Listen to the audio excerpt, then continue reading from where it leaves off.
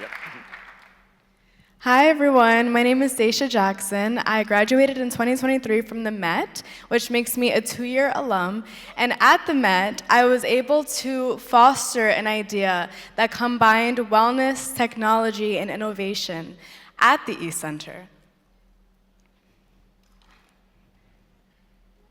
Oop. Uh-oh.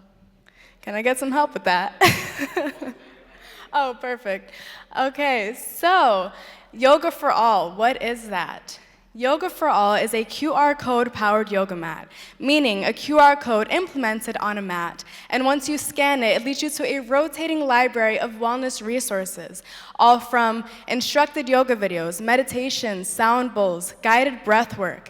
And with that being said, before I get into the context of Yoga for All and how that idea was born, can I have everyone stand up so we can do a quick stretch? We've all been sitting for a very long time, right? All right.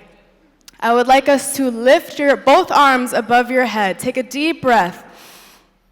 Exhale. And go straight down. Bend your knees slightly and touch your toes if you are able. Take a deep breath in and out. Slowly lift up. Allow your head to come up last. And let's rotate our neck in circles, slow rotations. Inhaling and exhaling slowly. Rotate to the other side.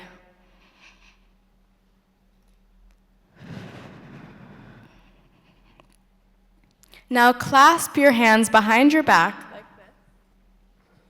And bring your shoulders back with you, extending to feel that stretch in your lower back and shoulders.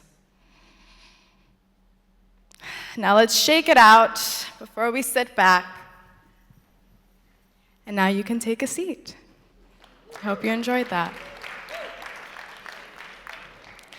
So, the inspiration behind Yoga for All is exactly what is in this room, which is diversity amongst all. I created Yoga for All, which is, again, a QR code-powered yoga mat that has content, but it is filmed by wellness professionals of color. I wanted to create a safe, inclusive space that uplifts people of color and wellness and ends the stigma amongst communities. Mental health is necessary in our communities. Mental health is powerful.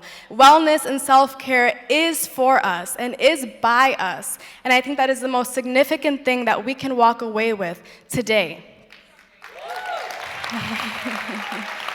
Thank you. When the pandemic began, I was going crazy. Can I get a show of hands of how many of us lost our minds? Yes. So I had to find a way to ground myself. And with that, I began to search the web for content to ground myself, and that came with yoga and breath work. But I saw a huge disparity. I wasn't finding people of color on the internet. And if I did, I had to search through 10, 15 videos before I found somebody who represented me, who I felt included in, the community, the inclusiveness. I couldn't find it. So that is where the pursuit of Yoga for All came.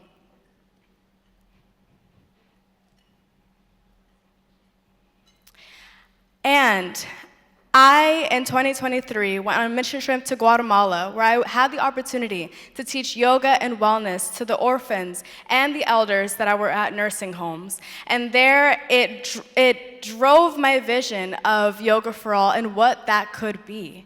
I continued my work as a yoga instructor, where I continued to create inclusive spaces that fostered community.